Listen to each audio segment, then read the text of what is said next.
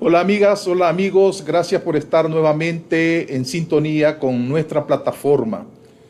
Hoy vamos a conversar con el abogado Bonifacio Miranda Bengochea. Bonifacio ha estado ligado siempre al mundo de la política, pero también ha incursionado dando su opinión a través de ensayos, juzgando algunos trechos o tramos de la historia nacional. Es así que recientemente publicó un breve ensayo juzgando el periodo de la revolución del general José Santos Zelaya. Pero también es un acucioso lector y como tal, ¿verdad?, vamos a conversar con él para ver qué nos dice sobre una entrevista que hace 41 años la socióloga chilena Marta Harnecker le hiciera al general de ejército Humberto Ortega Saavedra. Bienvenido, Bonifacio, es un gusto tenerte siempre en nuestra plataforma. ¿Cómo juzgás en principio esta entrevista que Marta Harnecker le hace al general Humberto Ortega recién el triunfo de la Revolución Popular Sandinista en 1979? Buenos días, gracias por la oportunidad. Efectivamente, Humberto Ortega es una de las figuras más importantes que ha tenido el Frente Sandinista en el último periodo. Diría yo que es el gran teórico y el gran organizador de la insurrección. En momentos en que el Frente Sandinista había sufrido derrotas importantes a manos de la Guardia Nacional de Somoza, él escribió las tesis político-militares para el triunfo de la Revolución Popular Sandinista. Así se llamaba el documento que logré tener en mi oportunidad, pero que las fotocopias se terminaron disolviendo. Él fue el que ideó toda la estrategia y fue el que logró conducir al triunfo, pues, de la revolución y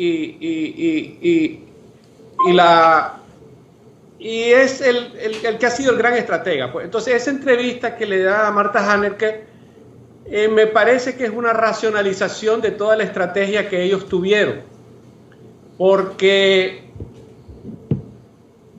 la estrategia del tercerismo consistió en aliarse con los sectores burgueses que se oponían a Somoza, con los grandes empresarios que se oponían a Somoza, lograron obtener financiamiento, lograron tener apoyo y entusiasmar y glorificar la acción del Frente Sandinista. Pero nosotros tenemos dos historias. Una que es hasta el 77, cuando el Frente Sandinista luchó heroicamente contra la dictadura y sufrió graves derrotas, y otra a partir del 77, cuando las acciones espectaculares de los terceristas lograron unificar al Frente Sandinista, controlarlo e imponer su hegemonía. Entonces la entrevista que da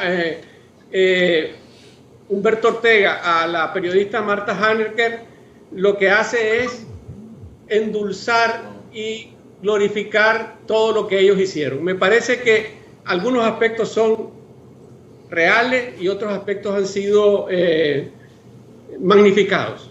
¿Como cuáles, por ejemplo, Bonifacio? Por ejemplo, el hecho de la insurrección. Realmente las acciones del Frente Sandinista en el 77, en octubre del 77, los ataques a los cuarteles de San Carlos, de Ocotal y de Masaya, que fueron acciones realmente espectaculares que conmovieron al país entero, no son los que determinaron la pauta de la insurrección posterior, sino que fue la muerte de Pedro Joaquín Chamorro lo que provocó una conmoción social en este país, y a partir de ahí, como la gente venía rechazando a los conservadores porque eran pactistas con la dictadura, miró al Frente Sandinista como la única alternativa con la cual valía la pena meterse a luchar, y eso fue lo que permitió que un gran sector de la juventud se incorporara en aquel momento a la guerrilla, que ya no era rural, sino que era urbana, y eso le dio un gran vuelco al Frente Sandinista. Entonces ese es un periodo como de reconstitución del Frente Sandinista que se realiza obviamente bajo la égida del tercerismo, y dentro de los terceristas las dos cabezas principales eran siempre Humberto y Daniel Ortega Saavedra. Sin ánimo de ser mecanicista, pero hay dos procesos que ahora tenemos que juzgar en paralelo, porque la historia, si bien es cierto, asciende en espiral, pero unas veces se repite como un acto heroico y otras veces como un acto, como una comedia. Entonces, este paralelismo entre la organización preinsurreccional, esa dotación de algo que en esa entrevista se denomina la vanguardia y ese accionar de las masas, ¿cómo lo ves con relación al proceso generado por una autoconvocatoria de jóvenes principalmente que se atrincheraron a partir de 18-19 de abril del año 2018?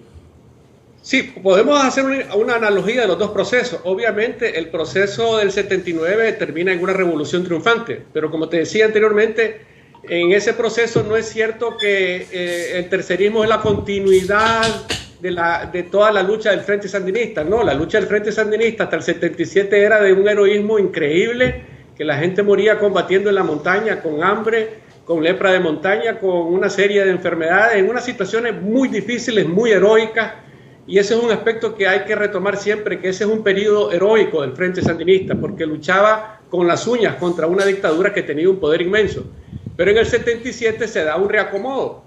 Todos los jóvenes, hijos de conservadores, Herty Levite, Nicho Marenco, el mismo Edén Pastora, Valenzuela, una serie de hechos se meten al Frente Sandinista. Eduardo Contreras le da un vuelco y eso permite reconstituir una organización mucho más fuerte con una visión un poco más clara de los objetivos, que era derrocar a la dictadura. Ellos lo que lograron es tener un caudal político anterior, una organización centralizada, muy centralizada, una disciplina que se construyó con sangre, con decenas de muertos, y ese grupo pequeño, compacto, logró montarse sobre la ola del descontento que había contra la dictadura, especialmente en el periodo posterior al asesinato de Pedro Joaquín Chamorro. Entonces, un aspecto determinante de ese periodo es ese tipo de organización centralista, vertical, revolucionaria, que logró imprimir siempre una dinámica y una audacia increíble de golpear hasta cambiar la correlación de fuerza. Si nos vamos al periodo del 18, tenemos una revolución democrática que ha sido frustrada por la represión, pero el principal aspecto negativo que veo yo, o la principal debilidad del 18 fue el hecho de que no había una organización que dirigiera. En cambio, en el 79 sí existía el Frente Sandinista, y era una organización que tenía experiencia acumulada, que tenía una disciplina y que tenía una estructura de cuadros más o menos consistente. En cambio, en el 18 fue todo muy espontáneo, y esa espontaneidad yo diría que incluso fue con participación masiva más que en el 79, el proceso del 18, pero fue frustrado porque no tuvo una conducción política acertada, no había dirección. Los ONG cumplieron un papel, pero las direcciones políticas no se improvisan en los hechos históricos determinantes. Entonces lo que ocurrió era inevitable, pues que la dictadura logró maniobrar, imponerse, reprimir y cambiar la correlación de fuerza, y es la situación actual que tenemos. Entonces, al hacer el paralelismo siempre tenemos que ver las similitudes y las diferencias.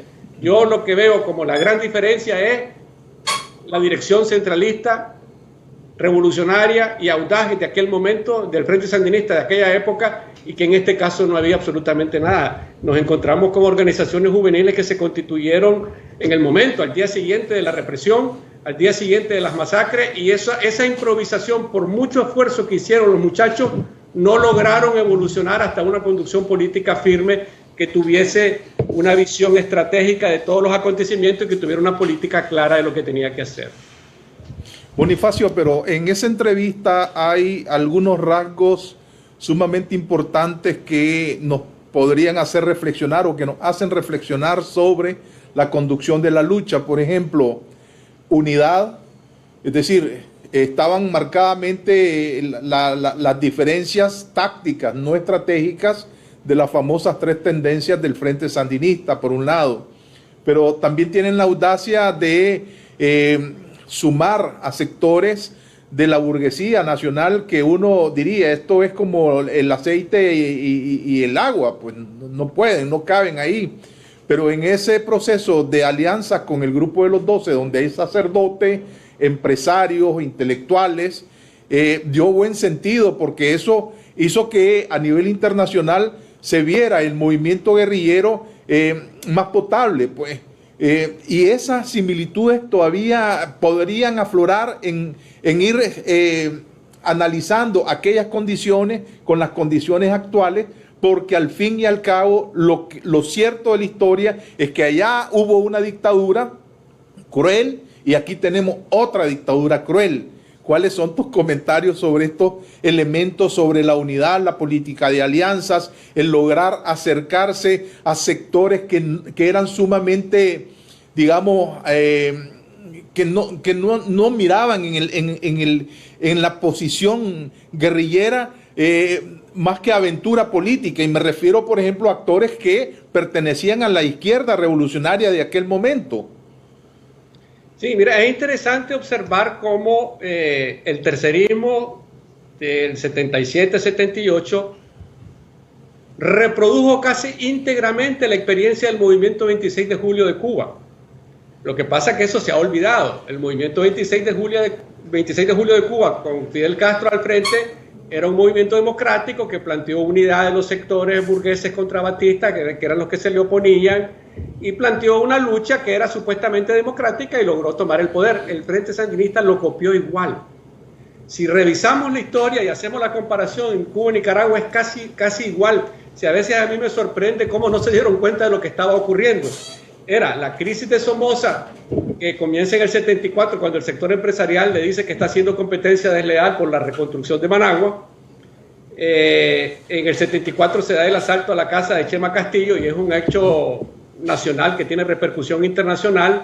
El Frente Sandinista aparece por primera vez como un grupo guerrillero serio, de cierta fuerza, que le doble el plazo a la dictadura, logra liberar a los presos, entre ellos estaba Daniel Ortega y otra gente que salieron de la cárcel. Y en el interín, recordemos que en el 76 a Somoza le da un infarto y eso aceleró la crisis porque venía el problema de quién iba a sustituir a Somoza.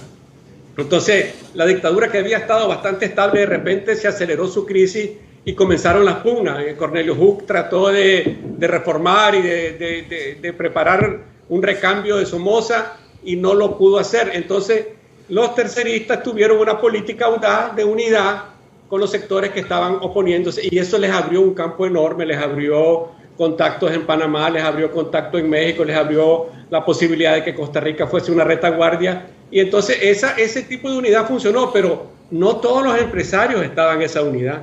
En esa unidad estaban los empresarios conservadores que se oponían a Somoza, porque recordemos que también a Somoza un sector del empresariado lo apoyó y en todo este periodo del 78-79, que son 2 años de crisis y de gran movimiento político y de lucha militar en Nicaragua, el Frente Sandinista siempre estuvo peleando con un sector nada más de los empresarios, porque otro sector apoyaba a la dictadura. Y siempre estuvo peleando contra las movidas del recambio, porque hubieron muchos intentos de hacer recambio. Acuérdense que el último fue cuando la reunión en Venezuela, en el propio julio del 79, que trataba de hacerse un recambio de la dictadura para cambiar nada más a Somoza y dejar intacta la Guardia Nacional y dejar el sistema intacto. Y siempre el Frente Sandinista tuvo la virtud en ese momento de golpear, no dejar de golpear. Nunca se subordinó a los pactos políticos, siempre tuvo iniciativas revolucionarias, siempre, hasta que logró cambiar completamente la situación política. Entonces, creo yo que lo más importante de eso no es solo la unidad, sino que dentro de la unidad había un elemento determinante, que mientras estaban haciendo la unidad nunca se detuvieron, siempre avanzaron, y cada vez que había un acuerdo de los 12, del FAO, del FPN, porque hubieron diferentes organismos que estuvieron negociando salidas políticas y coordinación política, nunca se detuvieron, y esa virtud fue lo que le permitió llegar hasta julio del 79. En una de esas, creo que es en la segunda entrega de la entrevista, el general Ortega expresa que ellos le apostaban al foco guerrillero como sustentación de las actividades de masas, pero que en conclusión Masaya les dio a ellos la clave de que era totalmente lo contrario, eran las actividades de masa sustentadas por o apoyadas por el elemento de las columnas guerrilleras. ¿Estás de acuerdo con eso? Bueno, se impuso esa práctica a partir de lo de Masaya. Precisamente es lo que te estaba diciendo, que nunca se detuvieron. Y eso es algo que los políticos deben apreciar y entender en su magnitud. En ese momento jugó un rol revolucionario, democrático, sumamente progresivo, no se detuvo ante nada, ante las maniobras que querían hacer los diferentes grupos para aislarlos y para relegarlos en el rol político, nunca se detuvieron. Entonces eso es un aspecto muy importante de la época y hay que reconocérselo. Otra cosa es lo que son actualmente. Eso es lo que se dice, ¿verdad? Que ellos tomaron en sus manos, ¿verdad?, la iniciativa y desde entonces no la soltaron, no aflojaron nunca más esa iniciativa. El somocismo quedó a la defensiva. Pasemos ahora al escenario. Los diarios de la época, revisando los diarios de la época, en el 77 hubo el primer intento de una negociación de los grupos de poder para deshacerse de Somoza, y fue cuando surgieron las acciones de octubre del 77. Que esas acciones aceleraron el proceso de esas acciones precisamente para desvirtuar esa negociación que estaba en ciernes. Exactamente, entonces ellos desde el comienzo golpearon para cambiar la agenda. Esas acciones se hicieron con gente que venía del extranjero, reclutaron estudiantes en México, en diferentes lados, y reunieron gente, porque ellos no tenían, los terceristas no tenían sustento dentro del interior del país, solamente alguna serie de contactos. Entonces, las acciones de octubre del 77 fueron para evitar la primera negociación que los iba a liquidar a ellos políticamente. Y entonces, a partir de ahí, crearon el Grupo de los 12, crearon la Aureola, se rodearon de personalidades, y además había un factor que les ayudó mucho en ese momento, y era la coyuntura internacional. Recordemos que estaba la política de los derechos humanos de Carter. Entonces todo eso se combinó. Los gobiernos de México, Costa Rica, Panamá, que tenían conflictos con Somoza, vieron a una guerrilla moderada, la vieron aliada de un sector de los empresarios, entonces dijeron, por aquí puede haber una presión. Probablemente estos sectores quisieron utilizar al Frente Sandinista, probablemente, como mecanismo de presión para obligar a la dictadura a ceder, pero fueron tan hábiles que se les robaron el mandado. Pues en pocas palabras, para el 79 ellos eran la fuerza dominante. Otro aspecto que a mí me llamó la atención y quiero saber si estás de acuerdo es que en efecto la iniciativa militar fue un factor determinante en aquella estrategia. Sin embargo, también tenía un carácter eminentemente político, es decir, la utilización del elemento militar no era lo fundamental. ¿Estás de acuerdo con eso o no? Sí, la guerrilla del Frente Sandinista nunca fue foquista como se conoció en el resto de América Latina, es decir, una guerrilla aislada de los sectores de masa. Ya en el 77, 78, que ya se sentía la crisis de la dictadura, ellos lograron enraizarse en los colegios cristianos, en la juventud de la Universidad Centroamericana. Lo que se llama la generación del Colegio Centroamérica entró casi en bloque al Frente Sandinista, llegó a ser más adelante la alta oficialidad del ejército durante mucho tiempo. Entonces todos esos factores sociales influyeron. No fue una guerrilla terrorista que andaba poniendo bombas ni andaba matando a diestra y siniestra como podemos haber visto en la guerrilla colombiana, sino que fue una guerrilla cuyos ataques militares eran muy puntuales y destinados efectivamente a aislar a la dictadura, y eso hay que reconocer que fue una habilidad muy grande. Al inicio de tu intervención en este programa dijiste que muchos historiadores o analistas no advirtieron una especie de copia al carbón del proceso generado por el movimiento 26 de julio en Cuba. Pero entonces, ¿dónde queda la interpretación que hacen hombres precisamente como el general Humberto Ortega para amalgamar una serie de condiciones y ponerlas en disposición del objetivo que era derrocar a Anastasio Somoza? Es que jamás va a decir el general Humberto Ortega que era una copia de lo que hizo Fidel Castro con el movimiento 26 de julio. Otra de las habilidades del general Humberto Ortega es que él rescató tradiciones nacionales, tradiciones insurreccionales que los conservadores habían hecho con la toma de los cuarteles en Jinotepe y en diferentes lados.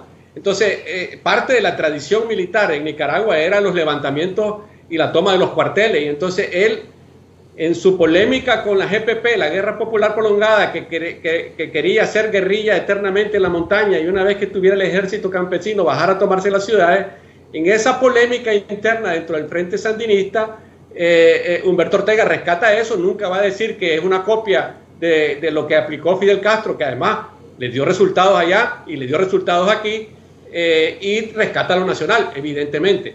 Pero el observador objetivo tiene que analizar la historia y ver que es casi una copia al carbón.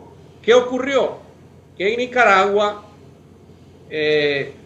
los empresarios, como siempre estuvieron pactando con la dictadura, terminaron debilitando al propio Partido Conservador, terminaron liquidando al propio Fernando Agüero. Hay dos líderes muy importantes de ese periodo.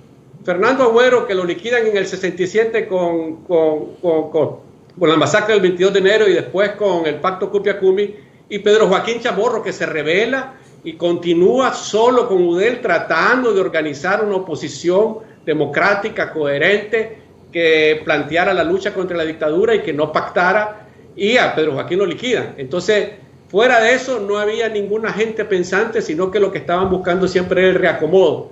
Y prefirieron apoyar a los muchachos revolucionarios en la lucha y no crear los propios instrumentos, y eso les costó caro. Les costó caro porque en el 79 estos muchachos tomaron el poder y no lo soltaron. Bonifacio, con independencia de los juicios que desde diferentes ópticas y sectores se puede hacer de este periodo específico de la revolución, ¿cómo trasciende este elemento en términos históricos para la revolución latinoamericana y en especial para la historia de Nicaragua? Perdón, no te entendí porque estaba mala la transmisión. Ok, este periodo de la historia puede tener diversos juicios dependiendo de quién lo haga, pero es innegable que es un hecho histórico. Este juicio que se puede hacer, ¿cómo se valoraría en términos de aporte a la revolución latinoamericana? No, evidentemente que salir de una dictadura como la somocista de 45 años, que oprimía de manera sanguinaria al pueblo, y haberla derrocado, haber creado todo ese tejido político y social que permitió el derrocamiento, y además el entusiasmo que había en el 79 de que el país podía cambiar, de que se podía construir un país diferente, que al fin se había conseguido la libertad, eso queda para la historia. El problema es qué pasó después, el problema es por qué fracasó la revolución. Vamos a eso. A tu juicio, ese Frente Sandinista con un pasado heroico, ¿qué quedó de él? ¿Existe todavía? Bueno, en la historia se ha visto eso de que partidos comienzan, juegan su papel revolucionario y a veces hay procesos internos que terminan deformando eso. Por ejemplo, en la historia nuestra, el Partido Liberal fue siempre el partido de las clases populares, de la clase media y los sectores populares, y esos eran los que se rebelaban contra la oligarquía conservadora y las guerras civiles y todo, pero con Somoza eso cambió. Somoza logró apropiarse del Partido Liberal, se reclamó liberal, hizo toda una serie de movidas políticas que fue incorporando sindicatos, organismos campesinos y todo para montar su dictadura. Al comienzo fue populista, se dio el Código del Trabajo, hizo toda una serie de movidas políticas, pero al final terminó siendo una dictadura que terminó enriqueciéndose y siendo uno de los principales grupos económicos del país. En el caso del Frente Sandinista, hay que ver por qué fracasó la revolución. Creo que uno de los fracasos de la revolución fue que no convocaron a elecciones inmediatamente. En 1979, si el Frente Sandinista ha convocado 3-4 meses después de las elecciones, arrasa. El 98% de la población hubiera votado a su favor. Pero probablemente, como no había un equipo interno, todavía estaban las tres tendencias equidistantes, siempre en la misma posición y la misma cuota de poder, probablemente por eso se pospuso la elección, porque una forma de evitar las agresiones que hizo posteriormente la administración norteamericana de Ronald Reagan, que se había convertido en una dictadura, que en Nicaragua no había democracia, una forma de desmantelar ese argumento era haber convocado las elecciones inmediatamente, haber convocado a constituyentes y haber iniciado un proceso de institucionalización democrática. No lo hicieron, lo que hicieron fue concentrar el poder, estaban ya en conflicto con los empresarios porque el plan original de gobierno contemplaba una serie de acuerdos del Consejo de Estado, de irlo haciendo gradualmente, y en ese proceso entonces ellos no convocaron a elecciones y más bien dieron un pretexto para que hubiese gente que se le rebelara. Y cometieron errores pues con el campesinado y con los indígenas, errores fatales que costaron una guerra sangrienta de 8 años, comenzó en el 82 y terminó en el 90 y que desgastó mucho al país. Entonces, los méritos que tuvieron en el 79 prácticamente los perdieron en el periodo posterior, que aunque consolidaron su poder y se convirtieron en una fuerza que controlaba absolutamente el Estado, perdieron a una gran parte de la población en ese proceso. Muchas gracias, Bonifacio, por tus palabras en este programa. Espero que continuemos analizando temas históricos en subsiguientes programas. Muchas gracias por tu participación. Gracias a ustedes. Gracias a ustedes, amigos, por haber estado en sintonía con nuestra plataforma La Mesa Redonda. Tengan ustedes el mejor de los días.